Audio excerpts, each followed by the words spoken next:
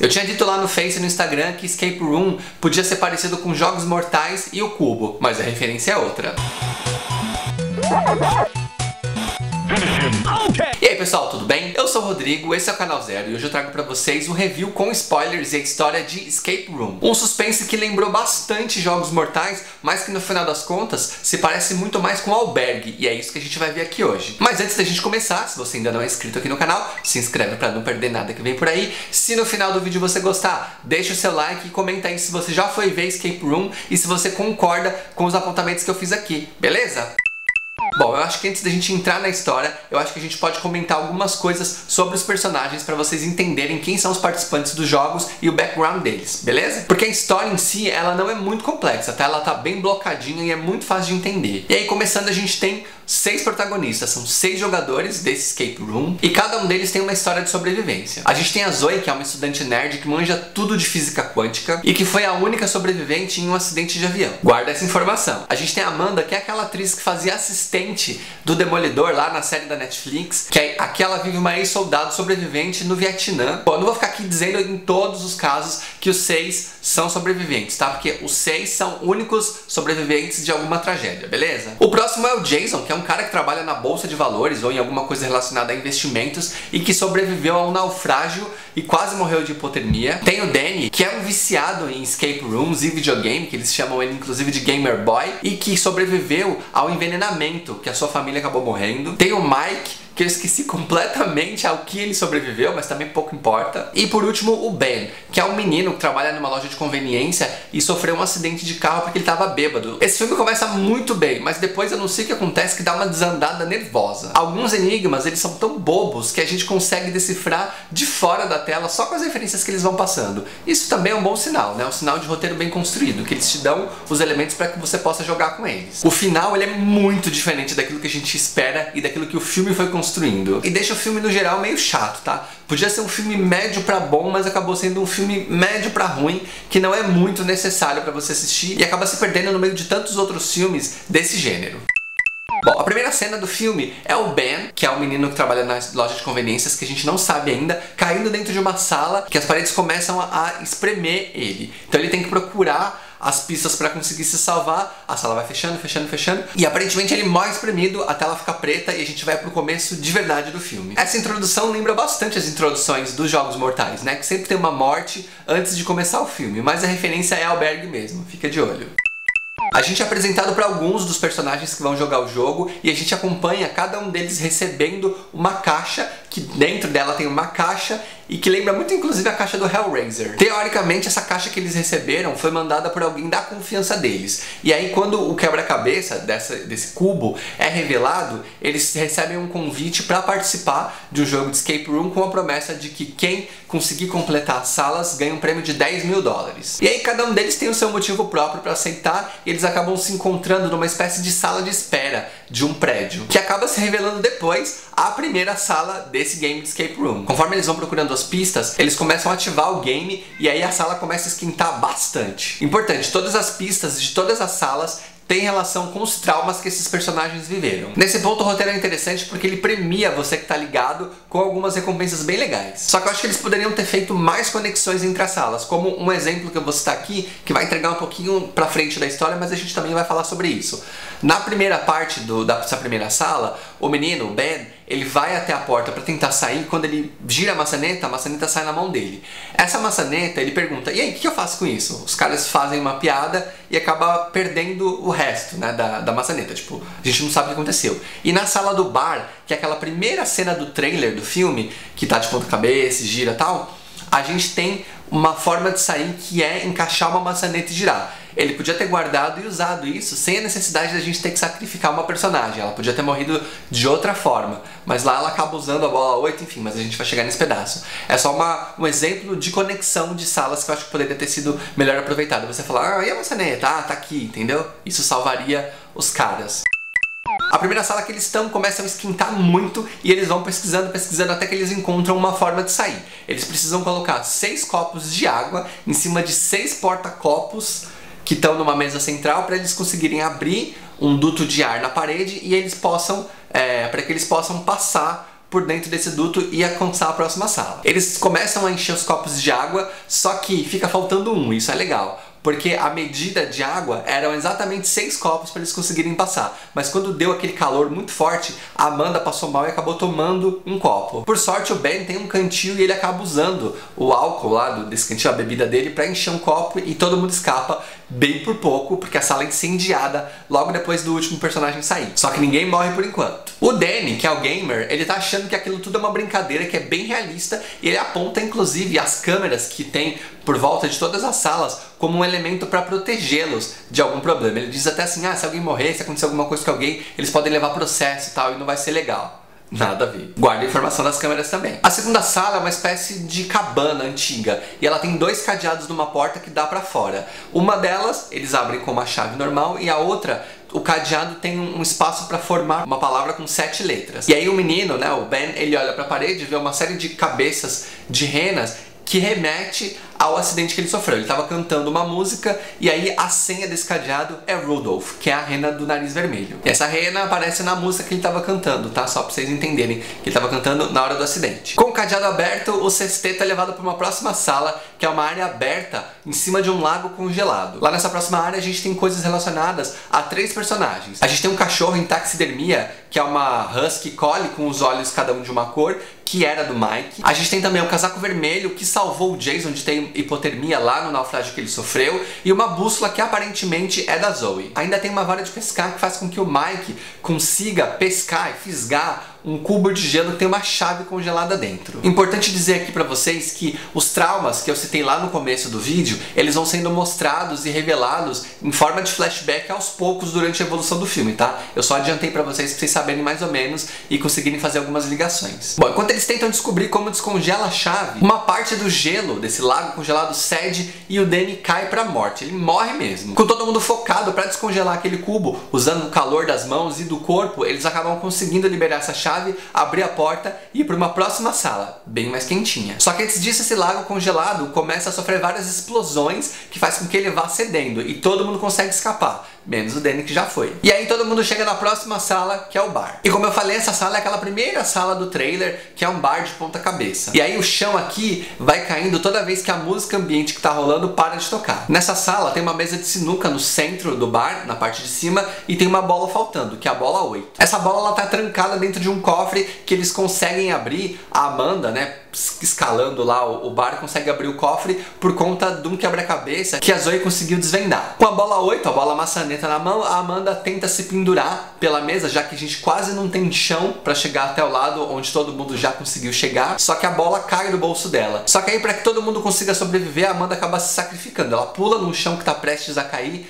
pega essa bola e joga pro Jason para que ele possa abrir a porta. E aí a gente tem a pior cena e a cena mais mentirosa desse filme, que foi bem difícil comprar. Quando o chão cede, ela fica agarrada num fio, né, num cabo de telefone, sabe? Esse do gancho mesmo. Impossível, né? Derrubasse logo a mulher, gente. Pelo amor de Deus, não inventa moda. Deixa morrer, já ia morrer mesmo. A Zoe fica desolada, mas o grupo precisa seguir. Na sala seguinte, ela fica lá sentadinha, de luto, mas o Jason diz pra ela que a gente não pode fazer o sacrifício da Amanda sem vão. O cara é bem focado na sobrevivência mesmo, viu?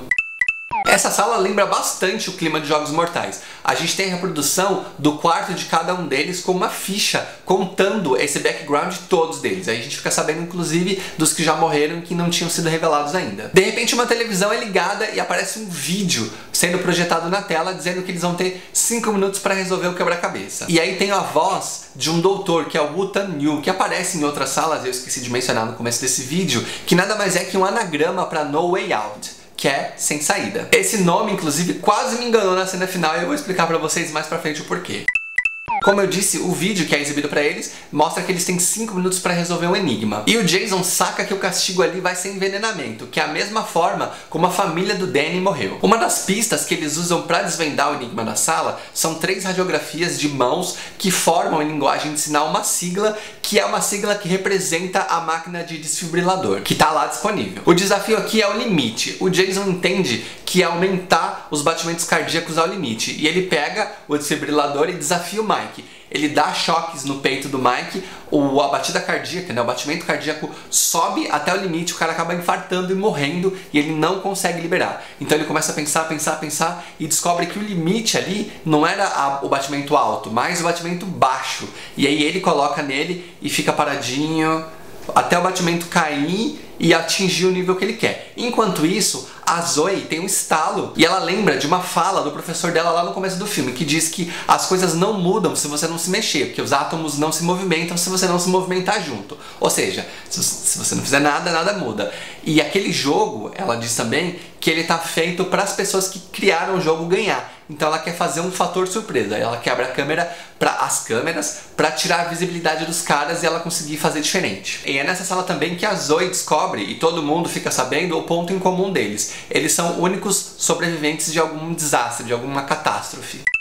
Com o Jason conseguindo liberar a próxima sala, ele e o Ben vão, mas a Zoe fica muito debilitada e acaba desmaiando muito perto de uma máscara de oxigênio, sabe? Aparentemente ela tá morta, mas você sabe como é, né? A gente não ia colocar um personagem que morre no pôster de um filme, certo? Exatamente. A próxima sala é uma sala bem psicodélica. A gente tem desenhos em preto e branco na sala e umas projeções na parede. O Ben e o Jason, eles encontram uma escotilha no chão, os dois giram, só que eles são envenenados por alguma droga que faz com que eles enxerguem tudo sendo meio distorcido. Os dedos começam a inchar, eles começam a rir e tem um antídoto só para os dois. Eles começam a procurar pela sala, o Ben acaba encontrando uma injeção e aí os dois começam a meio que lutar totalmente desajeitados para ver quem é que fica. Nisso, o Ben acaba matando acidentalmente o Jason e ele injeta em si o veneno. Só que antes disso, ele tem uma sacada sobre o Jason. Ele descobre, né, ele supõe e ele verbaliza que o Jason não é a pessoa que sobreviveu por sorte, mas ele matou o colega que ele tinha dito que tinha nadado pra fora e ficado louco por hipotermia. E o Jason tá ligado que é isso mesmo, confirma, né, com o comportamento dele, então a gente já sabe que aí tem um cara que é o único que não é sobrevivente, mas isso também não quer dizer nada no final da história, tá? Bom, sendo o único sobrevivente, o Ben consegue sair dessa sala e ele entra numa espécie de galpão enorme que tem umas TVs, uma estrutura toda e ele é parabenizado por vencer o jogo. Inclusive ninguém acreditava que ele fosse o vencedor do jogo. E nessa sala a gente tem também o Game Master, que é o cara que programou o jogo, que conta pra gente todo o filme. E aí sim que a gente percebe que esse filme não era Jogos Mortais, mas o Albergue. Existe uma empresa, que é essa empresa que fez o Escape Room, que inclusive tem site, e eu vou deixar aqui, ó, o endereço para quem quiser acessar, mas não é o foco daqui, tá? São pessoas muito ricas que compram esse jogo e aí a empresa, ela recruta vários tipos de pessoas para poder executar esse game e as pessoas apostarem em quem elas acham que vai ganhar. O Game Master diz que esse ano estava muito difícil preencher um elenco e aí eles decidiram pegar pessoas que eles consideram sortudas, né, que são sobreviventes de acidentes e de tragédias, e colocar todo mundo junto para ver dos sortudos quem é o mais sortudo. Bom, aí o Ben ainda acredita que vai conseguir escapar, ele fala, bom, então agora eu recebo meu prêmio, posso sair. O cara vai lá e já responde ele com um fio de arame, né, enrolado no pescoço e suspende ele. Em paralelo a gente tem a Zoe, que estava morta, né, lá nessa sala do envenenamento, tá desmaiadinha, chega lá duas pessoas todas cobertas para fazer a limpeza das salas, né, para poder começar um novo game, e aí elas são surpreendidas pela Zoe que tá viva e acaba matando essas duas pessoas e tendo acesso a salinhas de apoio, salinhas paralelas para que ela possa chegar em outras salas. Quando o Ben aparentemente vai morrer, a Zoe vem e salva ele. Os três entram em combate físico e acabam conseguindo matar o Game Master com 2 tiros e conseguem sair desse escape room. Eles vão direto para o hospital. Lá o Ben é tratado e a Zoe conta para a polícia aquilo que aconteceu. E é um oficial asiático. Eu falei, meu Deus, é o tal do cara das palavras, né, do anagrama, que eu não sabia ainda que era um anagrama.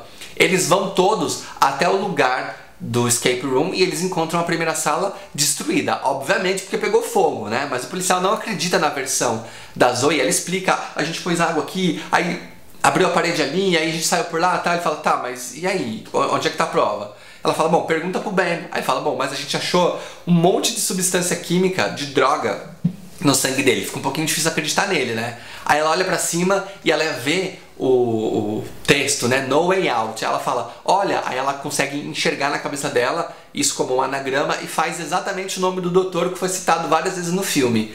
E aí pra mim acabava o filme aí, tá? Pra mim ele fechava a porta, Jogos Mortais igual o primeiro. Mas não, né? Porque se a gente começou a cagar, vamos cagar até o final do filme, porque ainda não tá ruim o suficiente.